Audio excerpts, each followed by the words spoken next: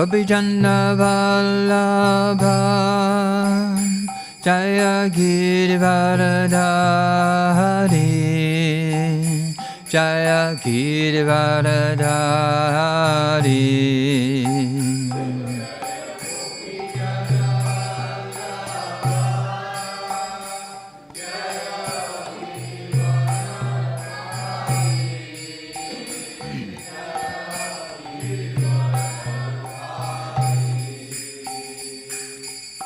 Yashodanandana Jaya Prajjandaranjana Jaya Prajjandaranjana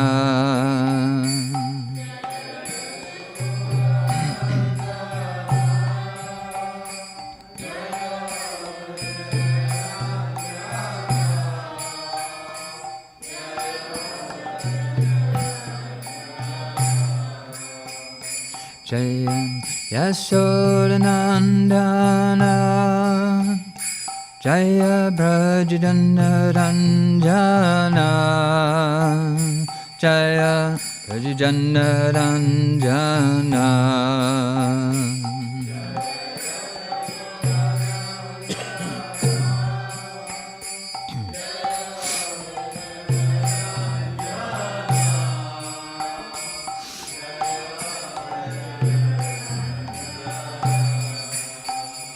Jaya Jamuna Tiravandachari Jaya Kunja Vihari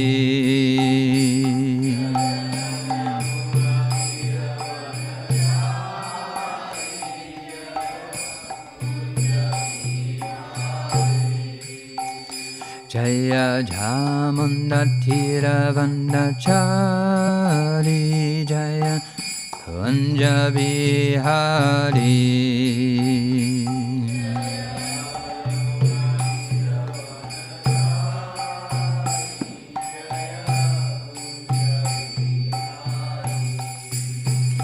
Jaya Radha Madhava Jaya Kunja Vihari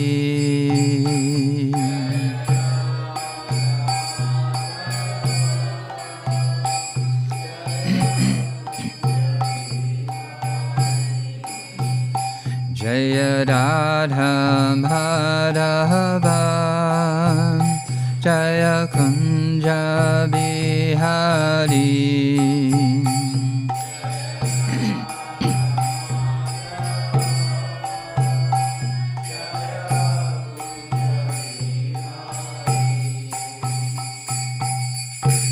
Jaya Vishnupad Paramahamsa Prabhupada Śrīmad His Divine Grace A.C. Bhaktivedanta Swami Prabhupada Ki Jai. Śrīmad Bhāgavatam Grantaraj Ki Jai.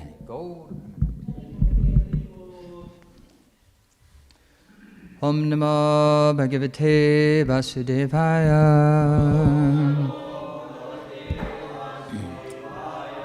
Om Namo Bhagavate Vasudevaya.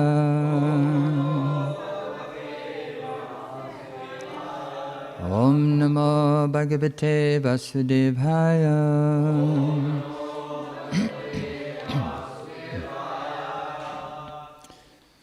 Reading from Śrīmad Bhāgavatam, Canto 5, Chapter 13, Rahugana converses with Jadabharat. Text number 13.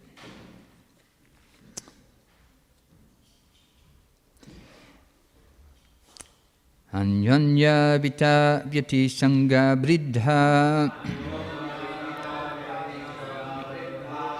vairanu bandho vivahan mitascha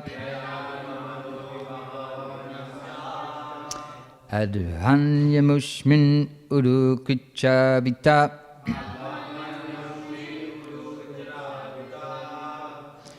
badhopasagha viharan vipanaha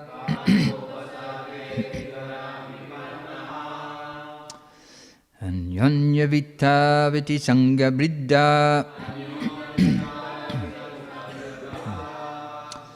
Vairānubandho vivahanmitascha Advannamushmin urukricha vitta Badhopasagga viharan vipana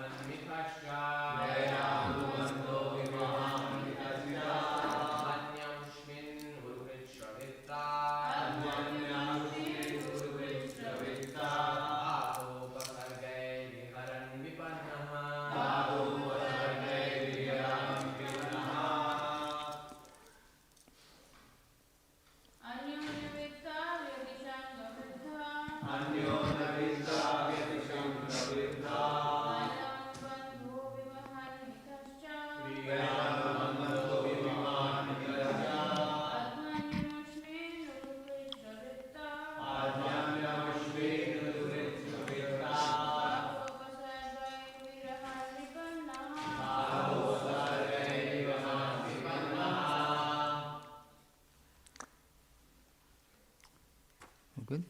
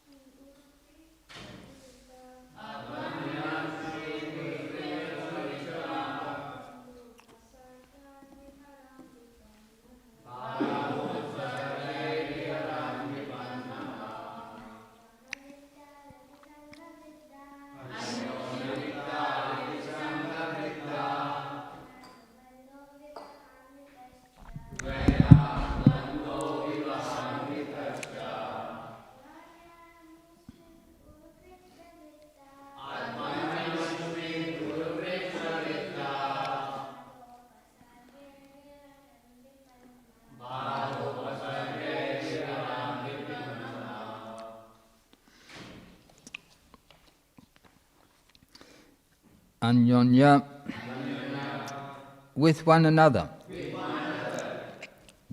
Vitta Vyati Sangha, by monetary transactions. Bridha, increased. Vaira Anubandha, one is encumbered by enmity. Vivahan, sometimes marrying. Mitaha, one another. Cha, and.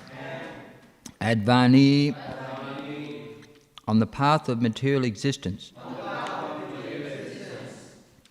Amushmin, that. Urukricha, by great difficulties. Vitabadha, by scarcity of money. Upasagai, by diseases. Viharan, wandering. Vipanaha, one becomes fully embarrassed. Translation. Due to monetary transactions, relationships become very strained and end in enmity. Sometimes the husband and wife walk on the path of material progress, and to maintain their relationship they work very hard.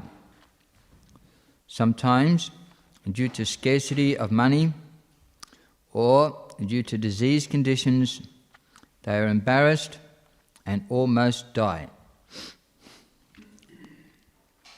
Purport by His Divine Grace A.C. Bhaktivedanta Swami Prabhupada. In this material world, there are many transactions between peoples and societies, as well as between nations. But gradually, these end in enmity between the two parties. Similarly, in the marriage relationship, monetary transactions are sometimes overpowered by the dangerous conditions of material life. One then becomes diseased or monetarily embarrassed. In the modern age, most countries have developed economically, but due to business exchanges, relationships seem to be strained. Finally, wars are declared between nations, and as a result of these upheavals, there is destruction all over the world and people suffer heavily. Om Agyan Timiranjasya Jananjana Salakya Chakshuram Militanjena Tasmai Shri Gurave Namaha. So, we see currently this situation playing out in the world since 2020, that due to upheavals in the world situation, it has caused monetary difficulties, and therefore in most countries there has been a significant rise in domestic violence. So in Australia, one woman dies from domestic violence I think every 8 days. That's quite a big statistic, isn't it?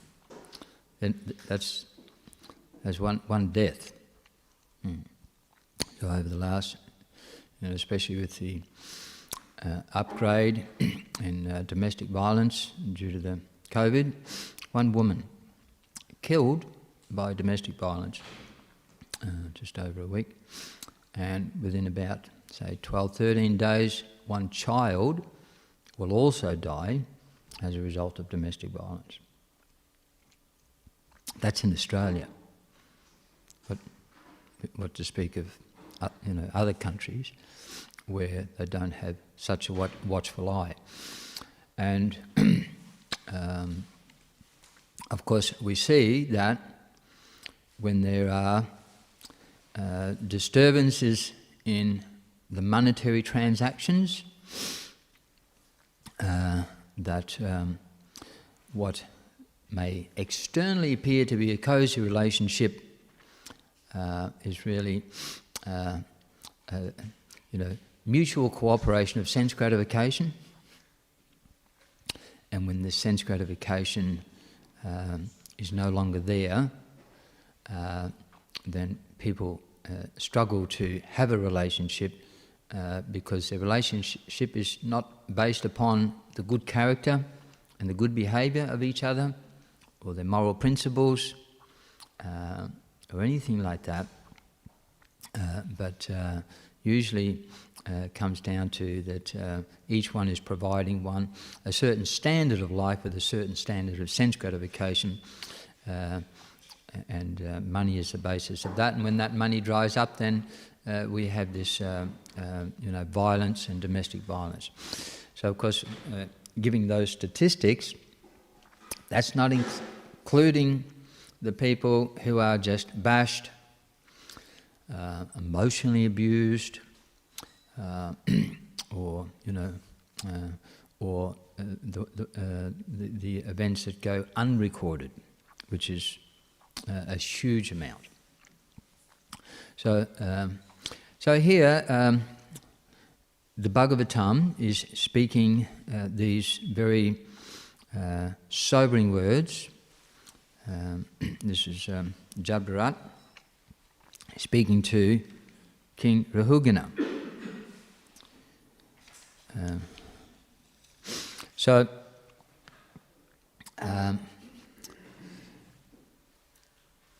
This is a very interesting. It's something that you'll find if you go to any of the Hare Krishna temples all around the world. So we are known as the foremost yoga society, teaching the philosophy of spiritual life. And yet people will, if they come to the Hare Krishna temple, they may hear a Bhagavad Gita class or Śrīmad Bhāgavatam. They will hear these very sobering statements about just the problems that we have in our mundane life in this world. So they're expecting something a little bit more,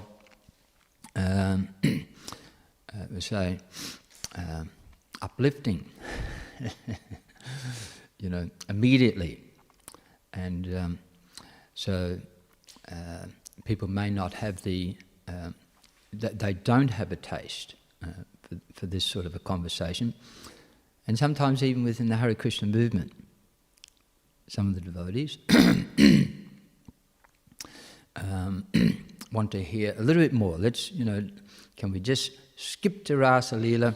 Can we just skip to Krishna dancing with the gopis? Like that. No, we can't, can we? So, so many people like to be part of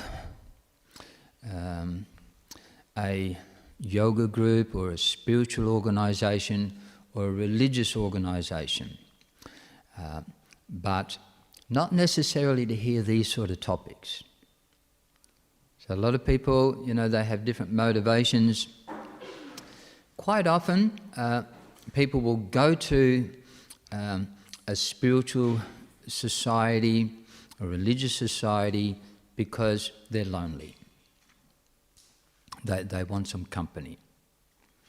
And they're thinking that they don't want to get the company that you might find in the hotels, drinking alcohol, or in the drug dens, or what have you.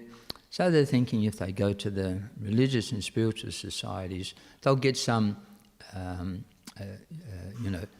friendship, a circle of friends. They'll be able to meet people and they'll be happy like that.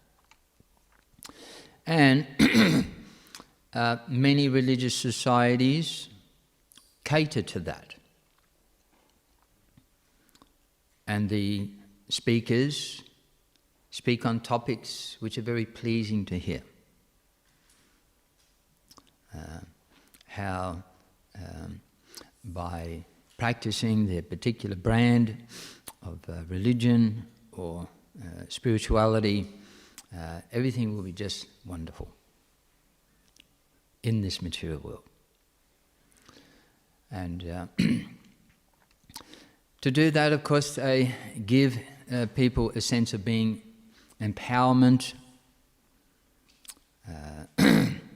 and a sense of justification for anything they want to do. So they speak pleasant things. So if someone goes to such a society, a religious group, then if they have all sorts of problems, all sorts of bad behaviour, or what have you, then that can be just covered over with some, just some help to remove the guilt, and help them to feel no. Well, everyone's the same. You've got your really bad habits and addictions and what have you, but you'll find everyone here has the same problem, including the priest. So they get a lot of followers.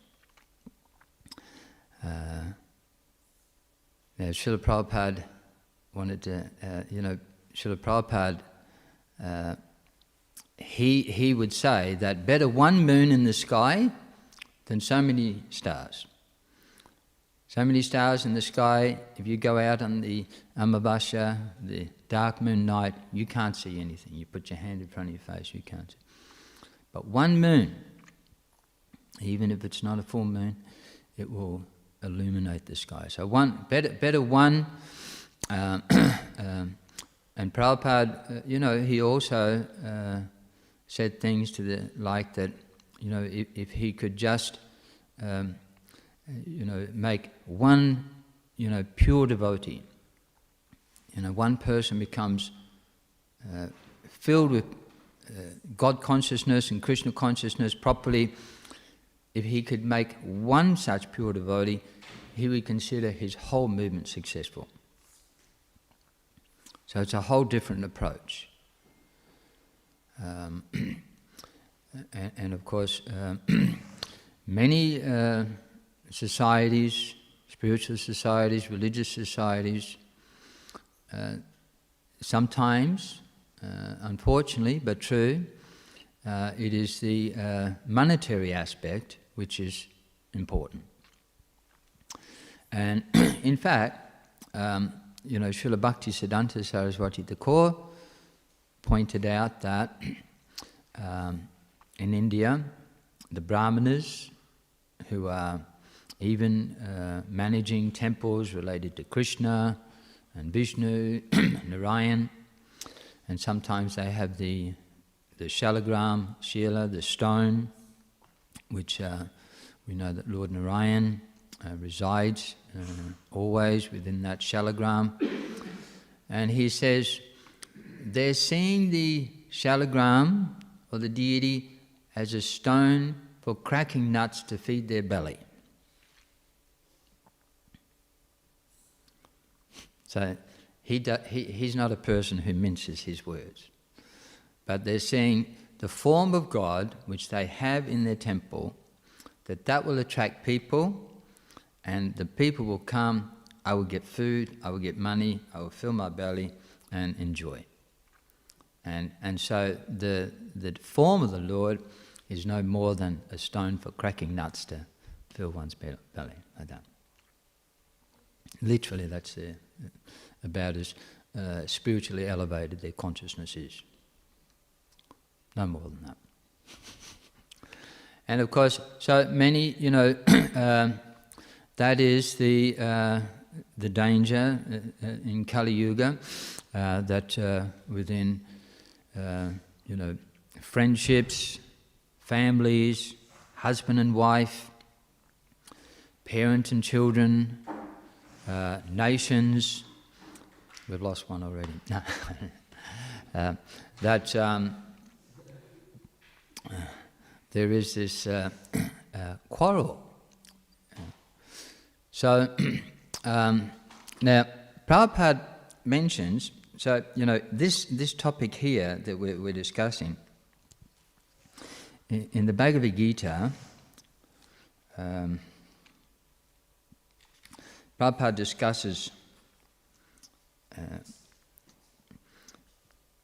that here we're getting knowledge. And this knowledge is not so we are able to point the finger and criticize and present ourselves, on some high pedestal, we're better than you. Not like that.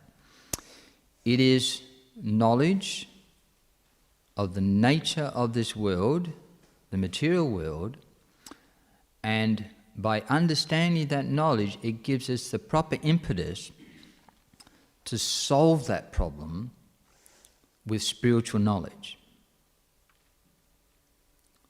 Not to look at the problems of birth and death, etc., and to just say, well, that's just the way it is. Or to, romanticize it. Or this is our pastime. Ultimately, we're all the supreme, and we choose to take this birth and get kicked like an ass.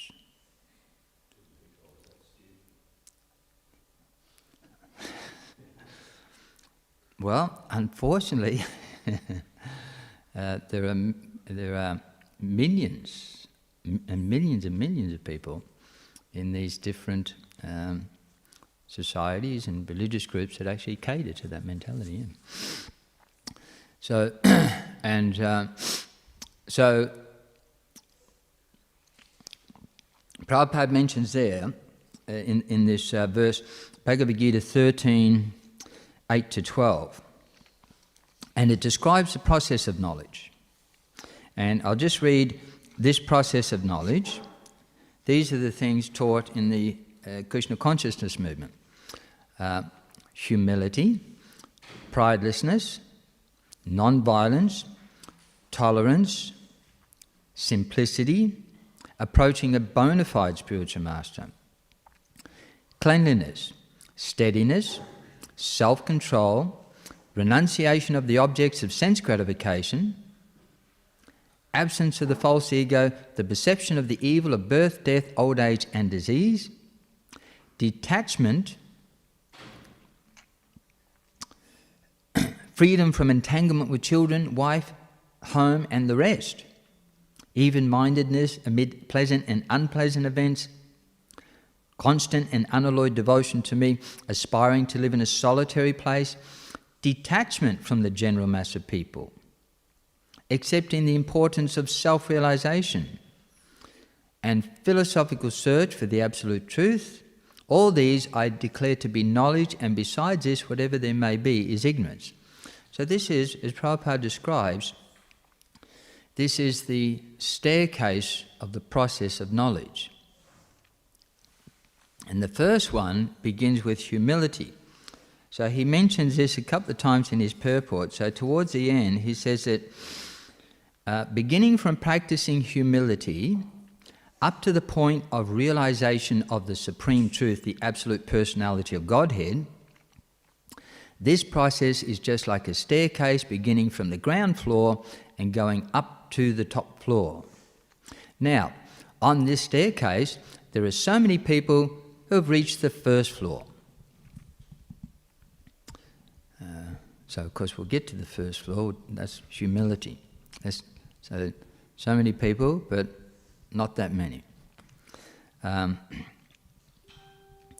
Says, now on the second floor, or the third floor, etc. But unless one reaches the top floor, which is the understanding of Krishna, he is at a lower stage of knowledge. So that's there we see, if you can look at a staircase, unless you're on the top, we're all on a lower stage of knowledge. One may think one is very elevated, but unless you're at the top, you're actually on a lower level. So there's the beginning of the Guru, chipping away at our false pride and bringing us to a point of humility. If anyone wants to compete with God and at the same time make advancement in spiritual knowledge, he will be frustrated. It is clearly stated that without humility, understanding is not truly possible. To think oneself God is most puffed up. Although the living entity is always kicked by the stringent laws of material nature, he still thinks, I am God because of ignorance. The beginning of knowledge, therefore, is amanitva, humility. One should be humble to know that he is subordinate to the Supreme Lord. Due to rebellion against the Supreme Lord, one becomes subordinate to material nature, and one must know and be convinced of this truth.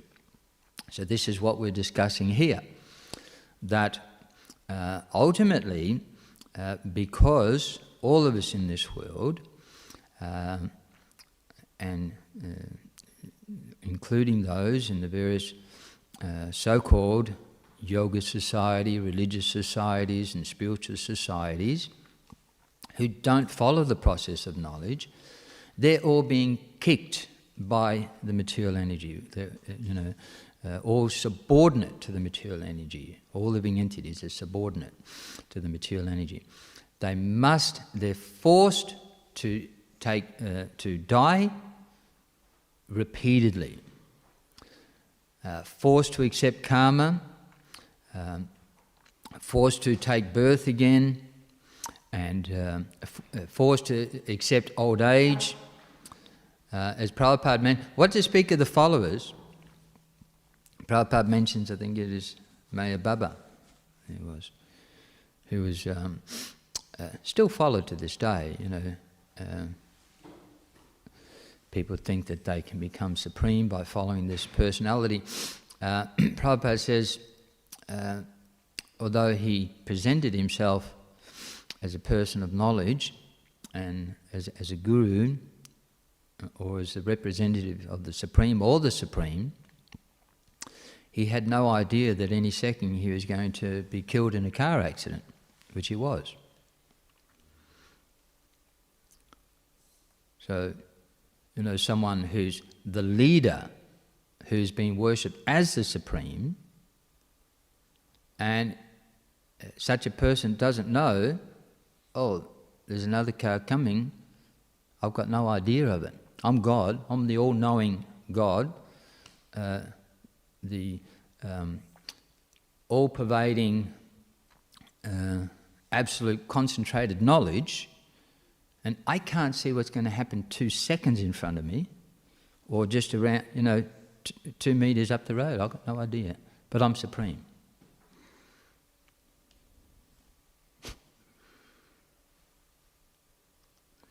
And of course the followers will still follow. Oh yes, that may be my end too, but I'm also supreme. I'm looking forward to my Leela, my pastime, when I will be crushed by iron and glass and slammed into a tree, etc. Limbs. That is all part of my Leela as the Supreme. So, but humility, and that's a very puffed up position, isn't it? Sometimes you see if, I was asking some children, but this happens for the adults as well. I was asking some children a question, as I like to do. I think you might have been there, a question, and they kept trying to guess the answer. And eventually I said, it's okay to say you don't know. There was a lot of silly answers coming. And sometimes I have to do that with the adults as well. Just a simple way. Especially the ones that go to some spiritualist bogus school of yoga. You can't stop them. And seriously, you can't. Their wives have to drag them away sometimes. Sometimes we go to preaching engagement. I'm sitting there. I might ask something, simple question, what's the difference between matter and spirit? Oh, and the nonsense that comes out. And then, you say something which shows that they're not right, so they try something else, and, you say something, they see that they're not right, but they'll just keep going. And then the wife comes up, look, leave the pundit alone. But to say, oh, I don't know. And sometimes they get all confused. Oh, back at the yoga center we got these charts and, it's all there and but although I'm supreme, I can't remember even what's on the chart, let alone understand it or explain it. So Prabhupada, again, at the beginning of this process of knowledge, when at the purport, he describes this humility again in this way. He says, this process of knowledge is sometimes misunderstood by less intelligent men as being the interaction of the field of activity. So in these yoga schools and spiritual schools, they teach that this process of knowledge, which is the summary of the Vedic from the Vedas, they say that this is material and should be avoided. That acting in these terms and thinking in these terms should be rejected. So there's very little hope for them, to come to the point. As I say, a lot of people haven't even reached the first stage of knowledge, and they're the gurus. Anyway, it says, this process of knowledge is sometimes misunderstood by less intelligent men as being the interaction of the field of activity. But actually this is the real process of knowledge. If one accepts this process, then the possibility of approaching the Absolute Truth exists. This is not the interaction of the 24 elements as described before. This is actually the means to get out of the entanglement of those elements.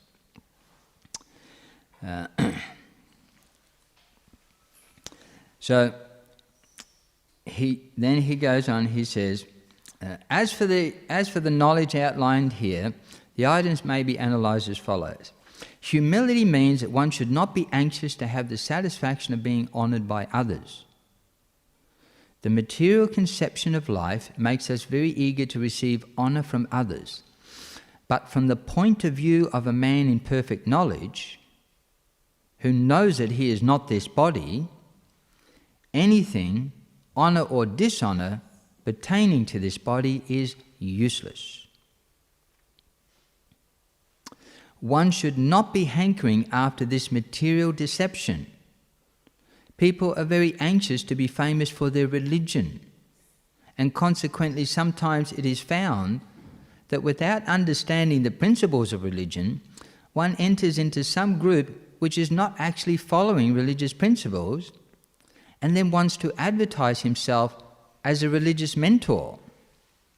As for actual advancement in spiritual science, one should have a test to see how far he is progressing, and he can judge by these items. And then Prabhupada goes on to describe these various items. So, so of course, as soon as we see that someone is from a religious or spiritual circle, yoga circle, and it's obvious that they have no spiritual knowledge, it may not be obvious to them because they're puffed up with the concept that they are supreme, full of knowledge. But quite often it's obvious to the wife, and the kids, and their friends that like that. But they're very proud of that. They're very proud, and that pride indicates that they're in the bodily concept of life.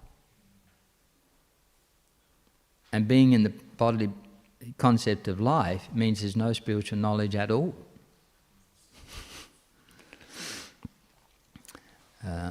So they're very easily caught out. So here, this particular section here is dealing with particularly these, says here that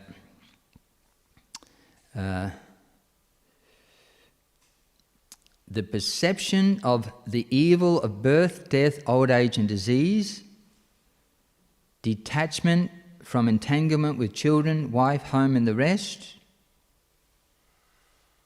even-mindedness amid pleasant and unpleasant events. So these particular ones are being discussed here, that this is part of the process of knowledge because they give that impetus for spiritual understanding, that we understand that by studying these, we see that we are completely controlled and suffering under the laws of the material energy. So if we study these, that will be the conclusion we come to. And that will bring us to the humble position where we can actually then say, I am not supreme, and actually follow the process of trying to take shelter of the actual supreme. So a very, very important step is to understand these principles, that how we are suffering in this material world. So, this is one of the things that made it easy for me to come to Krishna consciousness, because I understood that I was actually suffering. I've told the story sometimes that, in my misspent youth, sometimes it was like most of the hippies, Sometimes there was some psychedelics, you know, bit of hoochie cooch, this, that and the other. And so sometimes when one is intoxicated, again, one feels that one is, reaching these very elevated stages of knowledge and realization. So you see intoxicated people, they just talk.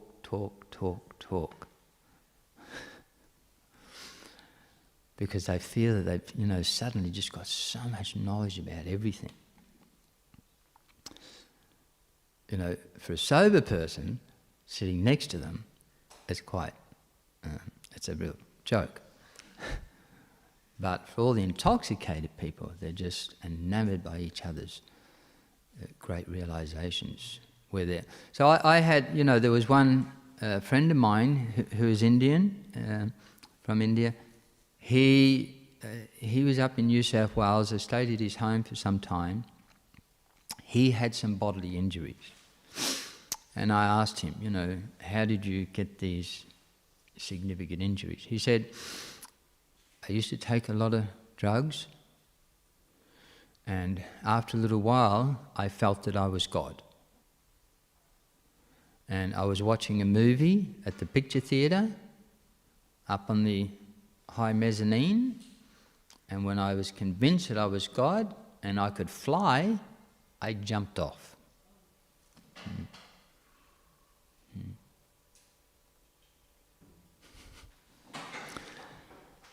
Of course, coming to the very instant realization, I can't fly. And it's hard. He could have just approached a bona fide spiritual master. Oh no, that's too complicated. There was, there's many stories. I knew a group of teenagers who, would take the datura. Datura is a plant, very highly intoxicating. So they have those flowers and the big tree. So they climbed up into the big tree, and they become so intoxicated. And I think out of about 6 or 7 of about 5 of them died that night. Yeah. So, but that's the nature of Maya, the material energy. Allows us to think that we are so elevated one way or another through intoxication or some crazy philosophy. Material energy leads us like that. And then when we come to the offensive platform of thinking, I am God, then she will really kick us in the head very hard. The stalwart Bhogi yogis will take that as part of their pastime or their lila. So, anyway, in my youth, I never ever thought I was God, but I used to think sometimes that I had these big realizations. And I thought one time, but the next morning, I could never remember what I was thinking. As part of the,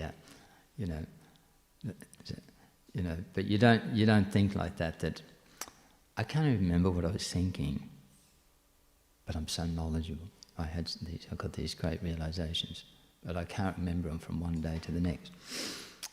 Unless if you're sober, you can't remember them. So anyway, one time I thought to myself, what I'll do is next time I'm out with the boys, I'll write it down. When I get to the summit of my spiritual realizations, I'll write it down in the book. So I had this little pad and a pencil in my pocket ready. And so I did write something down, but then I lost the book. That's part of being the Supreme, of course. Anyway, one day I found it. So people used to call me Danny. And I looked in this book, so there's only one sentence in it. And they said, "Danny, I think you've made a mess of your life." So, but in essence, I actually had a realization. But, I kept thinking of, what are the wonderful things? And then the more I looked at it, I thought, what a mess. So, that was very helpful. That was very helpful because, it led me to want to not follow that path. Although, as like most people in this world, giving up bad habits is impossible, not possible. And they spend billions and billions of dollars on all sorts of different programs all over the world, and it's all useless. And in the end, most governments gradually just legalise the intoxication and supervise it, and really they can't stop anything. It's increasing, the level of intoxication. The type of intoxication is increasing in its potency to disturb the mind, and the governments are decreasing in their ability to control such. So, but it did lead me to the point where I started looking at my life, my social life, taking intoxication, this, that and the other. And I've mentioned this before. I did get to the point, at one stage where I couldn't stand it anymore, because once I'd look what I said, I actually started looking very closely at my life, and I really didn't like it. And I started to become quite miserable, because I was just seeing everything as very superficial, the things that I was doing, but I was trapped in it, and that made me feel even worse. And then I started looking at my friends, and like here, what are the monetary transactions? What favours are we trading to be friends? As drinking buddies, smoking buddies. And then if you don't want to trade in that currency anymore, there's no friendship. There is no friendship, not a speck. In fact, you become the enemy. These days, if and of course this is something that Hare Krishna children, gradually have to deal with, because quite often they will go to the schools, and they find even in primary school, to speak of secondary school and tertiary school, that most of the people they know, who they take as very dear friends, will gradually start taking one intoxication or another. And if they don't join in with them, they're actually not considered to be their friends anymore. So it becomes then, as mentioned here, it becomes a real problem. So this philosophy is not just for the adults, the actual children. If even in the playground, if the children are vegetarian, and the others are saying, no, to be our friend you have to eat the meat. If they don't eat the meat, then they can be bullied and ostracised, and can cause a lot of problems. So these verses of the Bhagavatam, they play out, but no one looks. If you mention this sort of thing to the teachers, kids will be kids. They're covered over. And of course they're getting this philosophy from the yoga societies. Some excuse, it's covered over, just like that. But not to see it as an actual problem. So So that understanding, to be able to see that problem in material existence, to be very pessimistic. Prabhupada mentions that, the conclusion of all this is that if we look at the material world and the problems we inevitably all will face from childhood, from the cradle to the grave, is we should be very pessimistic. Now, as we said, that's not what people go to yoga societies or religious societies or spiritual groups for. They go there because they're already full of anxiety, because of the terrible relationships that everyone has because of money and intoxication and gambling and, illicit sex and drink has caused so much troubles and anxiety. But they're thinking, but that's the enjoyment, so that can't be the problem because that's the goal.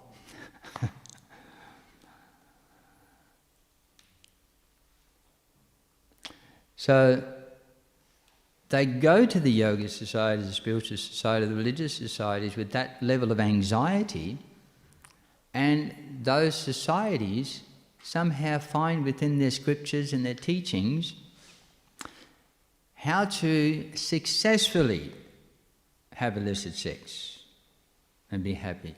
How to successfully take your intoxications, without overdoing it. How to be a successful businessman and, be a real profiteer among your circle of friends and relatives. So by the power of, some of them, because some of them are infamous for this, like, Scientology and things like that. Don't want to mention any names, but the profiteering. But so here, these Bhagavatam verses, they really hit hard at the reality, and this is being discussed in great detail. But as mentioned in the Bhagavad Gita, it is the process of knowledge. If we can't get past this point, you can't get to the next step. In fact, we have to come to the stage of humility, and the stage of humility is, I am suffering in this material world. I am not the control of the material energy. I am completely controlled by the material energy, and it is a place of suffering. We come to that point of humility, then real knowledge begins from that platform.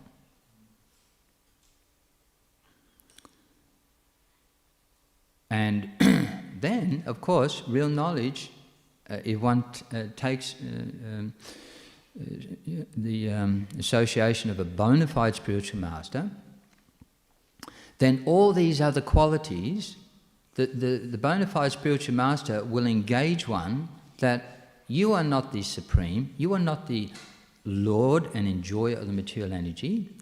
The Supreme Personality of Godhead, the Absolute Truth, who is known as Krishna, he is the Lord of the material energy, he is the enjoyer, and we enjoy by cooperating as the part cooperates with the whole. Very simple philosophy. So, in Krishna consciousness, so we have books like Nectar of Instruction. Prabhupada mentions Nectar of Instruction is for the neophytes. That means that, and you notice I think they distribute them, right? Yeah. Because you can, even if you haven't even come to the movement, you might be walking down the street, someone hands you a book, Nectar of Instruction, and you've got the entire philosophy from the beginning to the ultimate spiritual realization of your eternal relationship with the Supreme Personality of Godhead and your eternal activities in relationship with Him, and how to develop your spiritual body and go back to the spiritual world, how the Lord engages with all His different material and spiritual energies, and how we can cooperate with Him and all the other saintly people who are also cooperating with Him. The full picture is given in one little booklet. If you approach a bona fide spiritual master, what may take millions and millions of lifetimes, and if you go to some other, bogus guru, because they're profiteering, they're not going to give you all the knowledge in one go, and they're not going to just say, and how to practice that. Chant Hare Krishna, off you go. Oh, how much to pay? No, off you go. Chant wherever you are. You want to pop in the temple, some free prasad, free? Yeah, free. They're not doing that, no. I will give you this little bit of knowledge, maybe confusing to you, but, it'll only cost you this much. Bear in mind, there's more to come at a higher level, at a higher price, and gradually they just draw people out for years and years and years, pulling in the big bucks, and, they give the impression that really only the guru really knows, what is happening. You'll never really know, but, they speak in such a way that you cannot know the absolute truth. You cannot know the process of knowledge. Oh, no, you can't know the process of knowledge. You can't describe the absolute truth. You just have to be there. But how do I get there?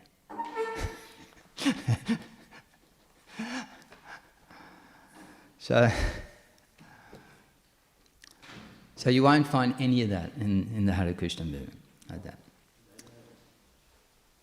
So this is a little bit about the glories of the Śrīmad Bhāgavatam, and why we study all of these different aspects of philosophy, because if we understand very quickly that we're suffering in this material world, we can actually take the spiritual life properly, take shelter of the personality of Godhead, and He will just deliver us from the spiritual world. As Krishna says, I'll just read one more verse and then I'll take some questions. And here again, another very wonderful aspect is that one does not have to, be very qualified by one's own arrangements in Karma Yoga, Jnana Yoga, Ashtanga Yoga. Krishna says, where is that?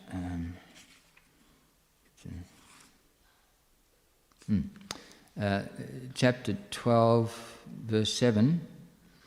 Those who worship me, giving up all their activities unto me, and being devoted to me without deviation, engaged in devotional service, and always meditating upon me, having fixed their minds upon me, O son of Pritha, for them I am the swift deliverer from the ocean of birth and death. And he sums up in this purport, it is explicitly stated here that the devotees are very fortunate to be delivered very soon from material existence by the Lord.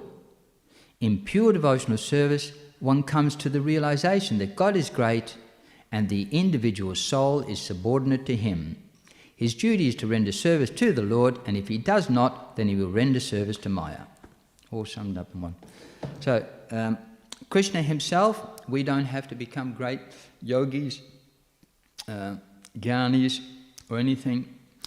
If we take shelter of the Supreme Lord, He will do everything and deliver us through the process, guiding us within, giving the spiritual master, giving all the transcendental books, all the transcendental wisdom in Śrīmad Bhāgavatam from all the greatest sages, and He will give us all the help we need and take us back to Godhead.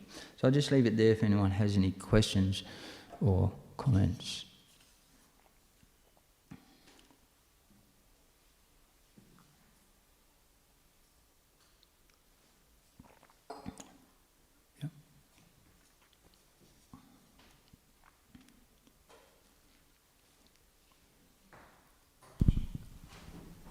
Thank you, Prabhu.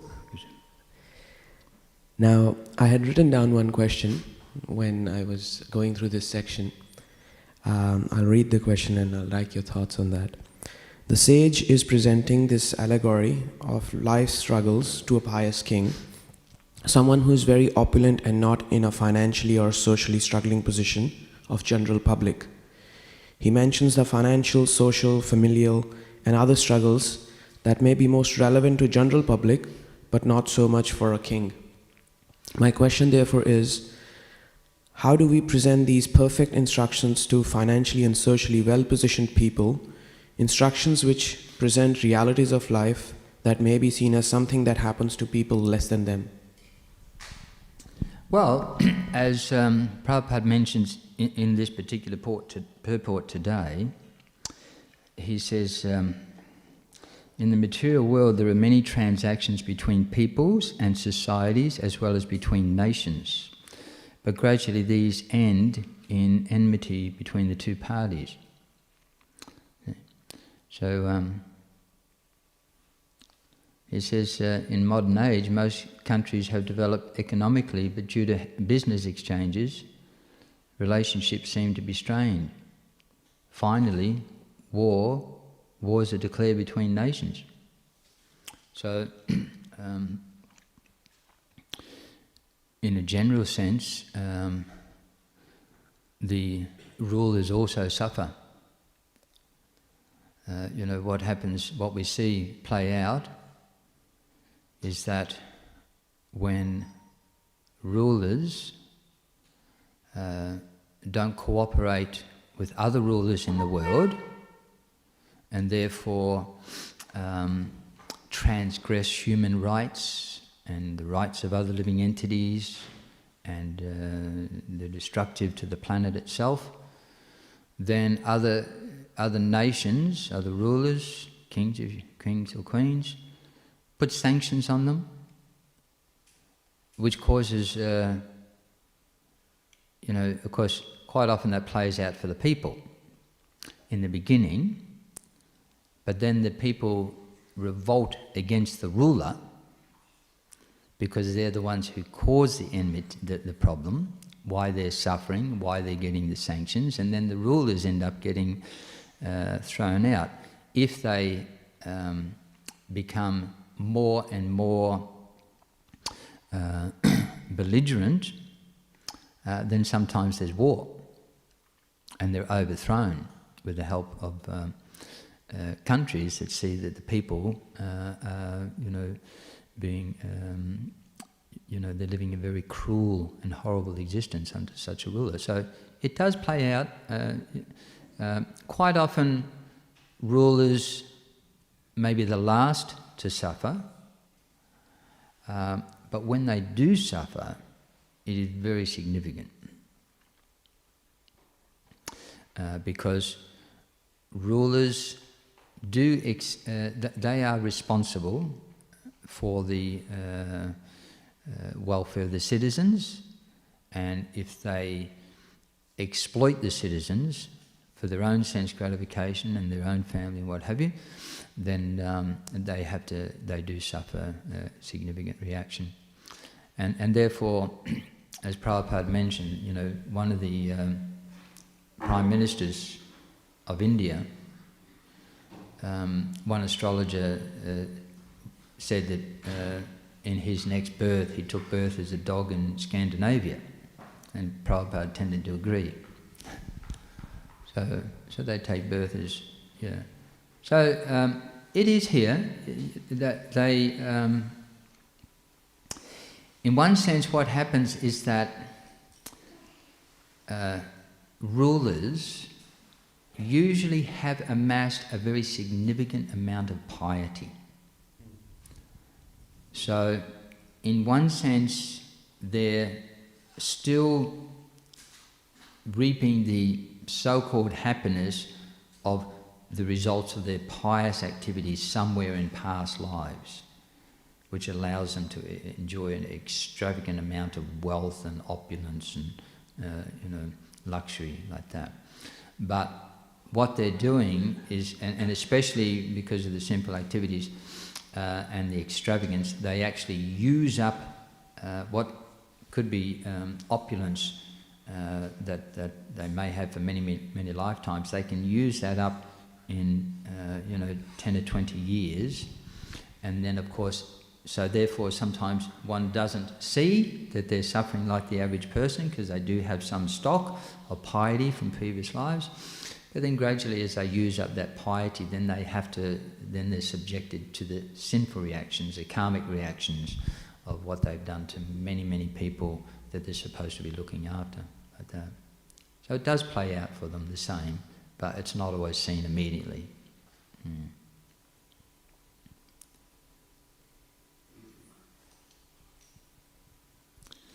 But they also, that you only have to, if you look at the news about royal families in this world, you see they have the same problem. Someone gets married, the two wives don't get on, so they separate, then their money's cut off. Chop. No more money. Which is very difficult when you're in a very, say, prominent person, because you actually have to have security these days if you're a very prominent person. That costs you, hundreds and hundreds and hundreds and hundreds of thousands, if not millions, to keep yourself safe, because you're a target. You've got to have, so the monetary problems of being wealthy are greater than the money. So the average person can just walk down the street, but a very, very famous wealthy person, they can't do that. To walk down the street, they have to disguise themselves, or if they're not going to disguise themselves and go somewhere, they have to have immense security, private planes, private cars, escorts, bodyguards, security cameras, dogs, like that. It costs a lot of money to be wealthy.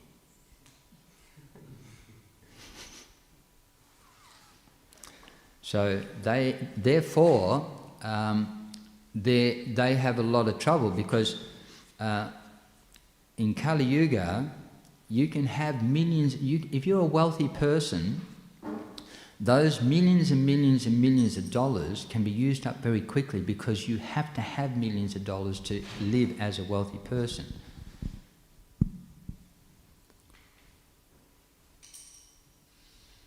So, therefore, in one sense, despite the millions and millions of dollars, they have the same problem. And if there's some problem in the family relationships, which there is, because money's at the heart of it, then they have the same problems we find here, but just on a bigger scale. Of course, in Kali Yuga, on this planet, the average person is very, very poor. If you take the majority of people in this world, their position is very impoverished. And impoverished means that the majority of people in this world would struggle to get proper education, they struggle to have a home, they struggle to get proper food, and they struggle to get proper medical. And that is the standard of most people in this world. Huge, millions, billions and billions of people, if it comes to medicine, they can't get it. Proper education, they can't, they just, no hope. A nice home, that's not there. And what was the other one I said? So education, home, medicine, and nutritious foods. Even down to water. So therefore, as Prabhupada's mentioning in the Bhagavatam, the average person certainly are going to have, this difficulties of being in Kali Yuga. Someone said something the other day that,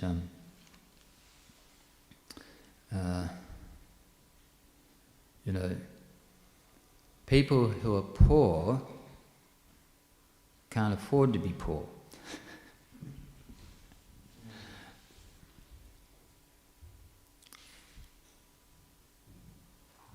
It's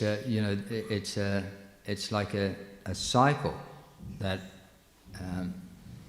there's a certain level of poverty that the world is in where it's not possible to get out of that poverty, and it's not possible to stop reducing that, increasing the poverty situation. That's the situation as well. So certainly, this, for them it's more pertinent. But also, amongst the very, very wealthy, the wealthiest persons in this world, they're experiencing the same thing. But they've also got some piety from previous lives whereby they still have some, enjoyments. But still, they're in exactly the same position. And they're in exactly the same position as this, that does a person with billions and billions of dollars suffer any less from a disease than an impoverished person? In some cases, they suffer more. Sometimes people who are very poor, they've developed a tolerance, and an ability that just by their mental stamina, because there is nothing to fix it, so they're able to just rise above it, not think about it too much, and just put it and they literally have to work through it.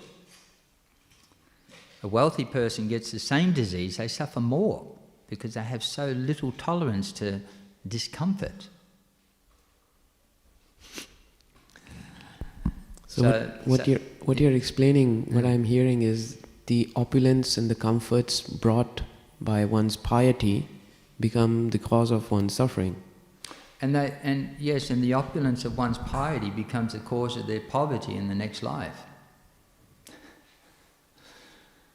If you look at the way people become wealthy and maintain their wealth by exploiting and keeping people in poverty, then that means they will and to just watch people suffer in poverty while they spend $3 million on a collector's stamp, $1 million for Michael Jackson's left glove, and while they've got 100 cars in their garage they don't even drive, and they spend $1 million on this rare collectible, when people are walking barefoot without shoes.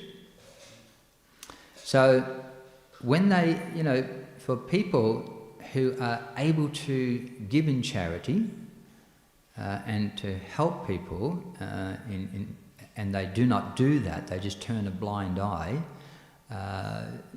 there's a karmic reaction for that.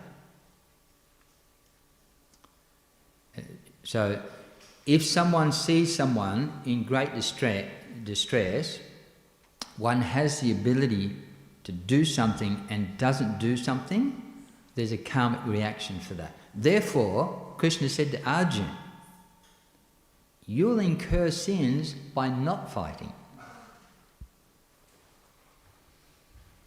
You're in the royal order. You have wealth, you have power, you can control the wealth of the world, and if you're capable of that, and if you don't do it, you'll be sinful.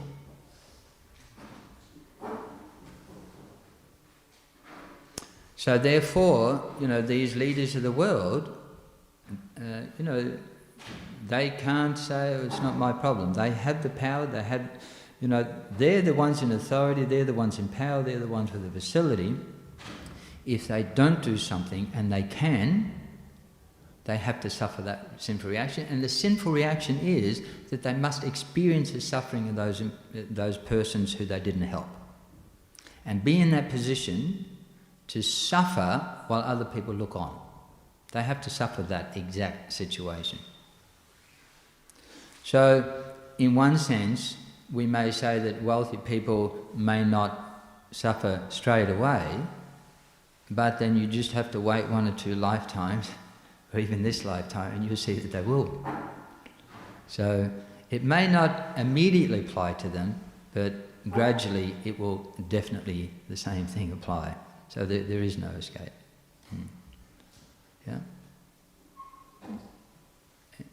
Is that... Yeah. Any other questions? Or yeah? When you say embarrassed, people are not really embarrassed. They are not embarrassed of stealing or begging or borrowing from the previous verse, or in this verse being inimical towards other living entities. They are not embarrassed. And I understand it means something else. So what does it exactly mean in this context? And also almost die. Almost die, does it mean sometimes due to severe disease they commit suicide?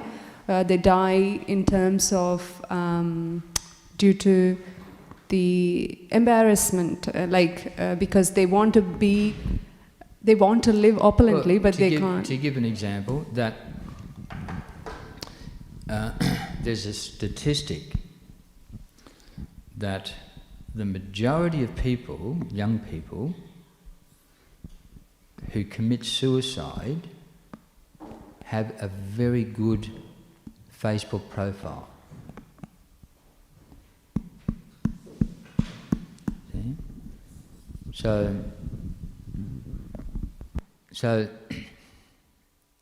they're embarrassed. Everyone is enjoying. I'm looking at everyone's Facebook. Everyone's having such a wonderful time. I just seem to be a loser. I can't do what other people seem to do. In their embarrassment, they don't want people to know that I'm suffering. Everyone's enjoying, because it's false enjoyment. We say Facebook or false enjoyment. So in embarrassment, they put up their Facebook profile. Oh no, I'm popular too. I'm enjoying. Look at my health. Look at my beauty. Like that. And then they commit suicide. So the majority of people, especially young people, who commit suicide, it's seen that they have one of the best Facebook profiles. They're embarrassed. And it doesn't say embarrassed, it says fully embarrassed. So the actual meaning is, they're embarrassed. The market for cosmetic surgery means people are embarrassed. Oh, this one they're calling this one beautiful. Oh, I better get a nose job or this or that or the other, because I'm embarrassed. And then after getting the cosmetic surgery, then they're embarrassed. Oh, this looks a bit wonky. A bit puffy, I look like a blowfish. And then they try and fix that, and then they become more embarrassed. So, no, they're embarrassed. The false pretense that many people in this world have to show how happy they are and well-doing is because they're embarrassed to just not have what others are. Yeah. And for that, they will steal and they will take so much intoxication, and then in their anxiety, or what is sweeping throughout the world is like gambling. So many people have so much, and I don't have it. And no matter how hard I work, I can't get it. So maybe if I gamble, and then they gamble, and they lose their money. They think, oh, now I'm really embarrassed. I don't have it, or whatever I did have, I've lost that. I had a neighbour who was about 70-something, and her husband was about 80. He worked all his life to get a little boat. Not a big boat, but a little boat. It's going to cost him about $20,000. So, and he didn't know, but his wife gambled, to get the things that she wants. See, many old people, they're embarrassed that they're lonely. So what they do is they go down to the pokies. If they can't find some spiritual organisation, they'll go to the pokies, whichever is the closest. And they'll sit there, oh, look at me. Oh, so much money, just going in. I'm not even looking. Like that, zing. Got the nice coat, like that. I'm doing all right. I'm not old and lonely. Get out of here. I don't. So, and the money, then, and the more money is going, the more embarrassment. So, I knew the person because he lived just across the road one day, and he was also giving the money to pay the mortgage on their home to his wife, who was supposed to be paying the mortgage. So one day he went to the bank because he thought, I should have enough now in our joint account to buy my boat. And when he got there, there was nothing there. Now, this lady had also inherited about $250,000. So when he went to the bank, he found that the inheritance was gone. His money, and to get that money at 80 years old, he was working as a furniture removalist, which young men in their 20s do, for years. He found that the mortgage had not been paid and that they were going to lose their house. There's no question of a boat. Now they're going to lose their house. She had spent every penny of it and was also in debt. He died of a broken heart. Yeah. I've heard of that. I've heard of people dying of a broken heart. He literally died of a broken heart. So very sad and very embarrassing. And, he didn't. Well, he knew, but not to the extent. It's like he knew that she'd go down gambling, but not to the extent that she was. And the gambling problems, they're common. Very common. People... I knew a lady who's just around the corner, so this is within 2 streets, and she did a similar thing, that the husband was working 2 jobs, and of course she's thinking, we just still can't get enough money for all the luxuries, if we just do the cheating way in gambling, and they lose, and then they go, oh, I'll get it back, and then, and it's just a cycle. They lost their house as well. And of course, you imagine what that does to your relationship, and that's what is being described here. But these things are very common. If you actually look at the statistics of people who destroy their family through intoxication, but it can be done quietly. Do you know the greatest level of intoxication is prescription drugs? So if you go to America, Australia, places like that, it's not, they're not shooting up heroin or this, that, the other. They're going there to get the, prescription drugs. And it's destroying their health and destroying their ability to look after their kids and destroying their marriage. And that's very common, extremely common. It's uncommon that someone's not doing that. So, intoxication, gambling, and, and then there's criminal behaviour. So many of these different things are very common. So, no, these... but, again, the Bhagavatam wants us to look at it. But if these statistics, you really have to search hard to find them. But if you search hard to find them, you'll be shocked. Because it's not like, when you're driving down the freeway, that's not what's on the billboard.